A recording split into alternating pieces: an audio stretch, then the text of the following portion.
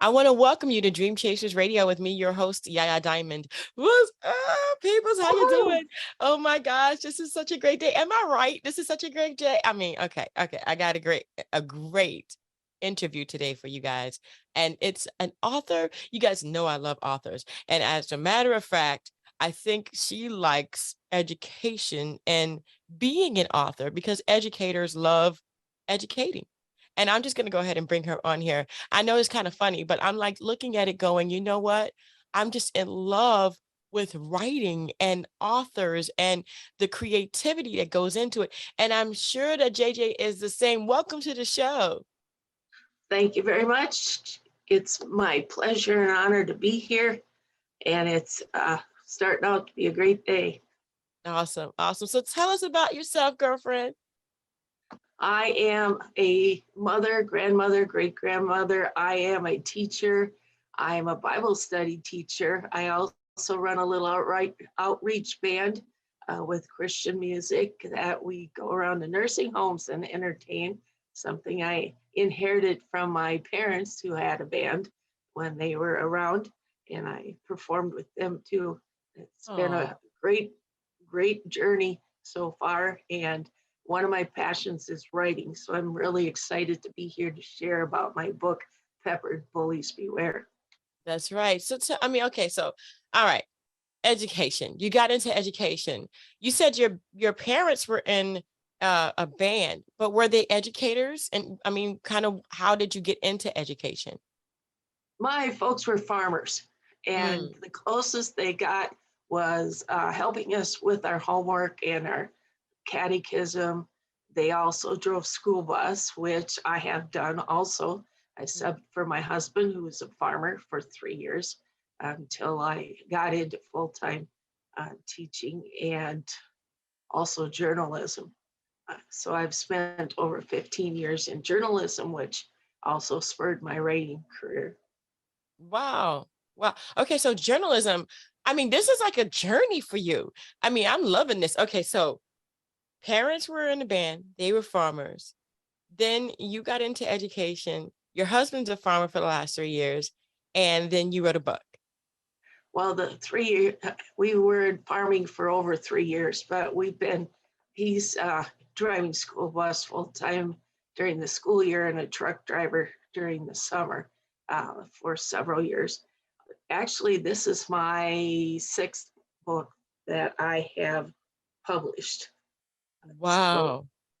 I started in 2010 with a different trilogy, the different publisher, but it's just escalated since then. And in about 2 years ago, Peppered Bullies Beware came out and was also on the LA Times Festival of Books. So that's where it got kicked off to all these agents calling me and they want to make it a movie or what have you. But this particular publisher, authors Tranquility Press, got me into Barnes and Noble, and that was the feather in my cap I was looking for. We're not only in Barnes and Noble in the U.S., but Chapter Indigo in Canada, Wheelers in the United Kingdom, Waterstones in Australia and New Zealand, and also in their partner physical bookstores such as Reading Glass Book in New Jersey and the Tall Tales in Atlanta. And of course, we've got our websites, and um, people can even find them on jjlipke.com. So I'm Oh, really wow. excited about this branch of my hobbies taking off. So yes, I know how you feel. I know how you feel when it just kind of something that you didn't expect to kind of take off takes off. It's like, what? Wow, congratulations on all that success. So I want to go ahead and get into the book. Tell me about the book and what kind of, motivated you to actually write this book. Peppered Bullies Beware is the second in a series of books about a garage band of four girls who started out playing for various dances in high school, but the first book talks about how they were stalked the year before their 5-year high school reunion. And then from then, where they ended up playing at the reunion, that was the culmination of uh, the epilogue of the story. But in Pepper Bullies Beware, the main character, Pepper, finds this girl jumping into the river to commit suicide because she had been bullied so much in school. And Pepper saves her, and she goes undercover as a teacher's aide to help corral those bullies and have them brought to justice on behalf of this freshman in high school who was bullied to that point where she wanted to commit suicide. Mm. Wow, that would be a great movie. Wow. How did you come up with the plot, and how did you come up with your plots? Well, I came up with the idea of these gals. I love to read, murder mysteries. And so all through the years, all these things have been percolating in the back of my mind. And I'm thinking, what if some of these experiences happen to my friends and myself? And how could I turn that into something other people would enjoy reading? Mm. And then in my first trilogy, I wrote about a true life experience with my co-author, BJ Gordon, when we worked in journalism together. And that's how my pen name came about too, because there were some excerpts that came from real life. However, I thought she is a great character to base another character on. So we started this exciting trilogy together because she's got truck driving experience in her past. And she said, "Oh, I have these scenarios I want you to write." She calls me a wordsmith. And so we got together and combined our talents and our ideas. And this is the product of that collaboration. Awesome. Awesome. Oh my gosh, my gosh. Okay, so to me, this is like, okay, so you're writing about these characters, you're writing about everything. You know, are these characters how personal have you gotten with these characters? Are they coming to life for you? A little bit like a soap opera. Yeah, if you watch something long enough, you get ingrained. And when you're writing it yourself, you put your own personality into at least one, if not more, of the characters. Mm. So Yes, I have to ask you a universal. question now. I do have to ask you a question now. Who has your personality in this book? Pepper's best friend, Jensine Dubois. Uh, it, the first series started out with her walking down the street and thinking about this song she wrote about her strict professor in music class. So Oh I my gosh. infused that. And there's another character too, Betsy Marshall, who is an organist and a mother and the keyboardist for the band. So there are attributes and talents and skills that I possess too that I infuse her with. Hmm. Wow. Wow. You know, it is so cool to write this on paper. What does it feel like to actually go back now and look at your past books and now this one and now be looking forward to the next one? Oh, yes, the next one just launched too, Mm. Missing. It's also about kids that are being abducted and Ooh. sold to sex trafficking. Only I Mm. have written it in a format I hope would be acceptable for junior high students to be able to read the book and take some tips about uh, how scary it is out there so they don't try things like running away and that sort of thing. Yeah, Uh, definitely. and Wow. then we're on to the next one. We're working on another one that involves kids, but this is personal, not to me, but to Betsy Marshall in the story. Her twins are going to be involved in Mm. their caper in the next Wow. caper.